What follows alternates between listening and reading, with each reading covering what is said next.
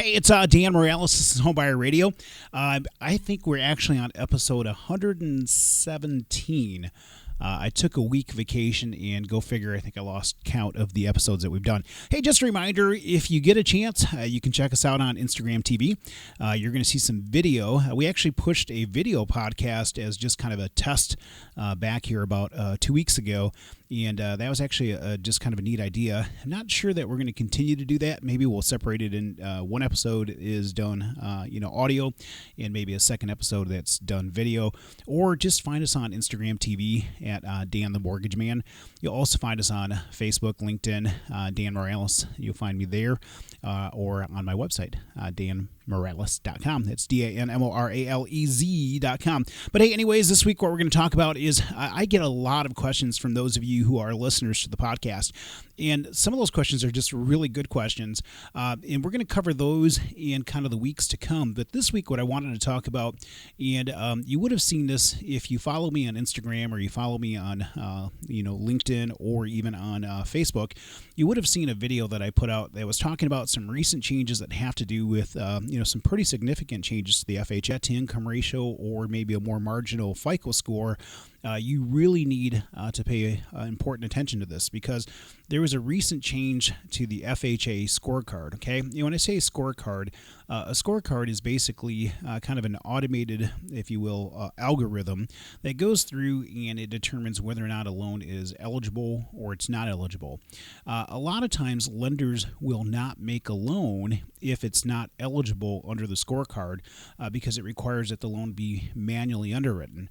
Now, there's a lot of lenders that don't manually underwrite loans anymore. They require the loan to go through an automated scorecard in order to be eligible.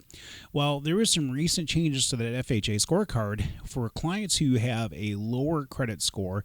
And I don't even want to say lower as much as maybe just a more marginal credit score, especially when it's combined with a higher debt-to-income ratio. For those clients, this is a really big change, because you may have gotten a pre-approval and you've been out looking to buy a house, and you just haven't had anything that you can find, and it's been maybe 2, 3, 4, or 5 months since you started this process, and you haven't been able to find a house, and then all of a sudden you're getting ready to go write an offer on a property, and you may find out that you're no longer eligible because of the change due to the scorecard.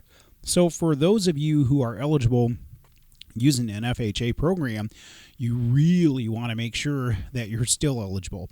I know for us, we've had a number of clients that have been impacted by this change where they are no longer eligible for a mortgage at the same level they were approved for before. In some cases, we've had to cut back the amount of house that they're eligible for, and or change the loan terms in a way that they either had to put more money down, or we had to shorten the term to a 20-year term or something like that in order to find a way to get the scorecard to accept the loan with its current credit score, debt ratios, and so on. So if you're somebody that's been pre-approved for an FHA loan, we just want to give you a heads up that you want to make sure you talk to your loan officer, or even better yet, okay, this is even better yet, just call me and I'll take care of you. Obviously, the whole purpose for doing this podcast is we try to generate clients, as part of this, and we try to do that by educating you and helping you understand the mortgage process, and just making sure that you have a good understanding of everything when it's all said and done. So you can find me online at danmorales.com. That's DANMORALEZ.com. You can call me too at 616-931-4629. Again, 616-931-4629. My MLS number is 709-729. And of course, North Point Bank is an equal housing lender.